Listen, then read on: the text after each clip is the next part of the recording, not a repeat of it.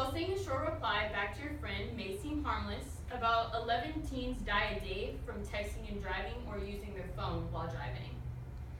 The National Safety Council has reported 1.6 million crashes every day from phone usage while driving. If we could just put down our phones and wait till we reach our destination, wherever we're going, we could cause less harm to society and ourselves. Now, I can't lie and say that I've never texted and driven before. I do it all the time, but since I looked up all this information and I've researched it, it's completely changed my mind. Now, to back up my statement, I'll tell you why we shouldn't use our phones while driving, how to avoid using it, and why we should get educated on safe driving. Now, we've all heard about car accidents, but we never think we could be in that accident. Many people believe that these accidents are just stories, but they're not just tales to scare people, it's real life. 330,000 injuries occur each year from accidents caused while texting and driving. 1 out of every 4 accidents are from texting and driving.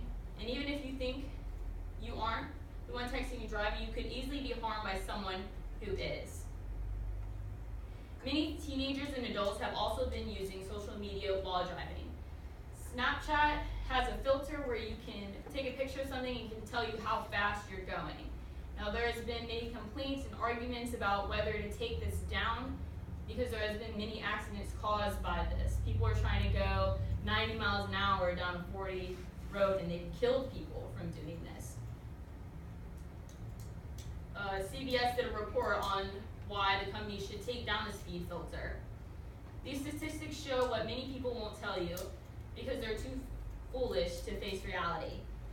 Now, to avoid reckless driving, it's very simple. You can start by letting your friends and your family know that you're driving somewhere so they shouldn't text you while you're driving, so you're not distracted when the screen pops up and you see someone on the phone and you have to look over and see, or you want to pick up the phone. If no one's texting you, you have no reason to look at your phone. You can also turn it off. I know this sounds ridiculous, but it makes it more safe for us on the roads and for other people, because you can easily hurt someone else. And finally, if you really are struggling with not grabbing your phone, you can either put it in your glove box or in the dash. As long as you don't touch it, it will be less likely that you will hurt someone or yourself. Finally, those tips may seem ridiculous, but it's what keeps you from a life and death situation. And lastly, it is important to get educated on reckless driving. Texting and driving has become one of the highest deaths in America. There are many organizations that are committed to stop texting and driving, like the U.S. Department of Transition and the National Safety Council.